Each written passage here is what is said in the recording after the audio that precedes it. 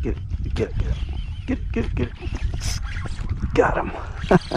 What's up, everybody? This is Tony with Salt Strong, and if you're having trouble fishing areas where you have a lot of seagrass that happens to be floating around, it's getting snagged up on your line and snagged up on your lures, we're going to be talking about some ways to alleviate that in this video. We're going to talk about using topwater lures, what lures work best, also some rigging options when it comes to rigging up those lures, and also we'll be talking about paddle tails and subsurface lures, how to keep the grass from getting caught up on your line and your lures so that you can spend more time fishing and catching fish rather than taking the grass off your line. Because seagrass, when it gets on your line, it gets on your lures, that's actually a deterrent for fish. They see something weird, they're not going to go after it. So first, let's go ahead and talk about some topwater tactics. So topwater lures, when it comes to topwaters, inshore fishing, this is probably one of the most popular plugs to use. This is a topwater sort of walk the dog style plug. This is a Moonwalker from fishstrong.com. Pick them up there. And then what I like to use when there's a lot of grass in the area is actually a frog lure. This is a Zoom horny toad. I've got it rigged up on a 5/0 sort of wide gap hook there. And this is going to be, in my opinion, the best option, and I'm going to show you why here. I'm going to make 3 casts with each and show you how much grass gets caught on each one. So first, let's start with the Moonwalker, which is the plug style. And another thing, when you're fishing and you have current or you have wind, that wind and the current's going to be blowing the grass down. As you can see, there's some grass there floating down. So ideally, if the wind is not too strong, cast into the wind and or into the current, whatever is pushing the grass, because what's going to happen is if you go against the current or against that grass floating, that's more grass that's going to get caught on your line and caught on your lure. So let's go ahead, do 3 casts here. This is cast number 1. Going to bring it in pretty quick. Another thing is to keep your line up out of the water as much as possible. Again, that's going to vary depending on the wind, because if your line is laying down in the water, that's just more that the grass can get caught on, and your line will basically catch that grass and guide it straight down to your lure and get caught up. So this was cast number 1 with the plug. Let's go ahead and see. So as you can see, we got some grass on there. Cast number 2, go out a little bit more to the left here. Again, just bringing it in pretty quick, keeping that line up out of the water. Topwaters, this style, oh, just got a hit there. So topwaters with this style, I like to just do a constant little pop there with the rod tip, especially when it's a little choppy like this. All right, let's see what we got on it. So nothing on that cast, and as you can see, we actually got a strike on that cast. So do another cast to the left. Again, just doing some constant pops. Wonder if that fish will come back and hit it. But where you cast is also going to be important. Obviously you don't want to cast where you see grass floating around, but it's still pretty low light right now. Can't really get a good idea where the grass is at until I see it floating by me. So that was cast number 3. And cast number 3, we got more grass on that lure. So 2 out of 3 casts with that, and we had some grass come back. So now, let's give the frog a try here. Again, casting into the wind because the wind is pretty much driving the current here. As soon as that hits the water, I like to get it going. Again, keeping the rod tip up, keeping that line out of the water, and just keeping that lure on top. So that was cast number 1, and no grass on the line or the lure. Cast number 2, bringing it in.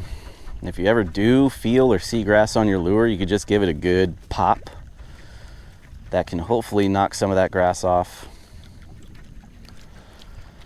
Cast number 2, no grass on the lure. Get cast number 3 here.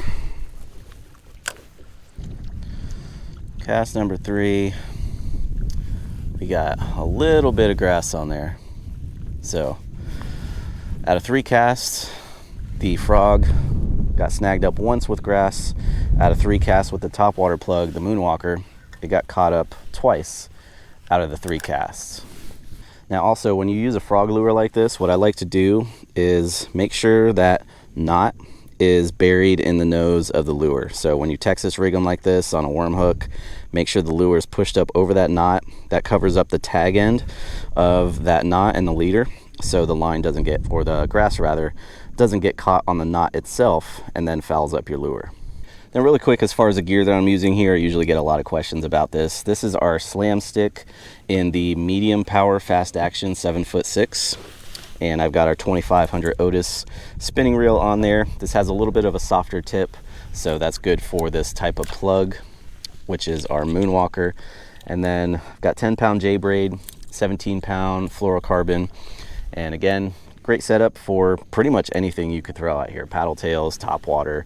And this setup is actually part of our Salt Strong system bundle, where you get the rod, reel, line, leader, all sorts of assortments of lures and hooks to get you out there with everything you need. So be sure to check that out at fishstrong.com.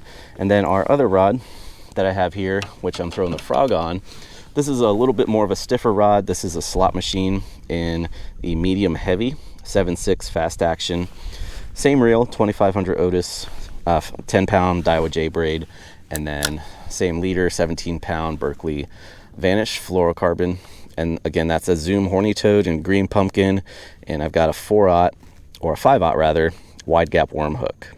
And then lastly, with this frog, always make sure that hook is not exposed. So when you make a cast, I always check the lure pretty much every cast after I bring it in, quickly inspect it, just skin hook the lure. You know, just put the very tip of that hook into the lure to keep that hook from getting caught in grass, and you're good to go. All right, so now it is a little bit later in the morning. We've put the top waters away, and I've switched over to something that is subsurface, goes down to the bottom. You could also retrieve it in the middle of the water column, and that's going to be a paddle tail. Number one thing to do to make sure you're not catching grass is to make sure you're using a weedless hook. Jig heads are out of the question when you're fishing in grass, unless they're a weedless jig head. But weedless is the way to go with your hooks. And then make sure that you're actually rigged weedless. Every time I make a cast, I'm always checking my hook to make sure that hook point is just barely skin hooked into that lure up on top. That way it doesn't snag any grass. Now, aside from the lure itself, you have to take into consideration your leader. When we're fishing inshore, we're typically using leader material for stealth, abrasion resistance, and shock absorption, because straight braid has no stretch, zero stretch. So you're putting a lot of heat on that fish, and that can cause you to basically put a bigger hole in the fish's mouth as you're fighting that fish, and your hook can pop out.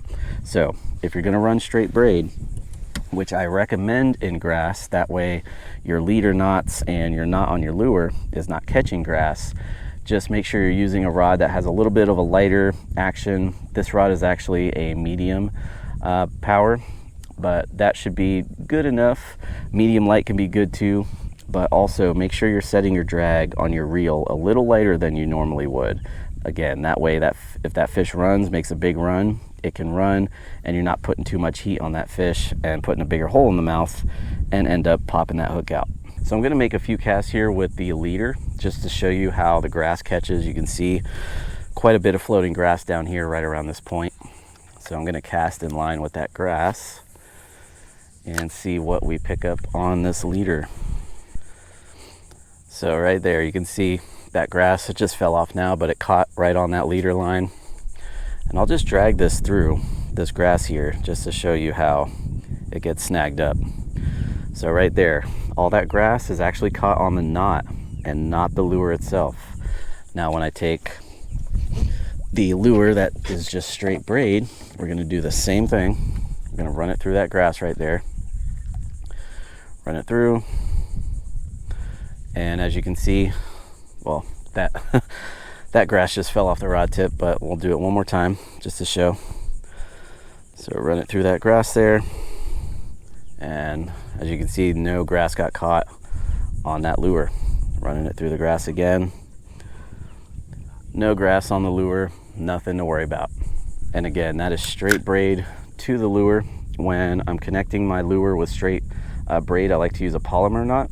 It's very easy, simple, not to use, works really well, and there's really no tag ends there that will catch grass, and it's braid anyway, so it's soft, so it's not going to catch any grass on that knot. So I hope these tips can help you out next time you're out on the water and you find yourself dealing with a lot of floating grass in the area. You can spend more time fishing, less time dealing with that grass. And again, if you need any of these lures, tackle, rods, reels that I mentioned in this video, we sell it all on our shop page at fishstrong.com. And insiders, you'll save a good amount of money on tackle with discounts, so be sure to take advantage of that. If you're not one of our insider members, highly recommend checking out our insider club, where we guarantee you'll start catching more fish and also save money on the tackle and gear needed to do so. So be sure to check that out. If you have any questions or comments, please feel free to drop them down below.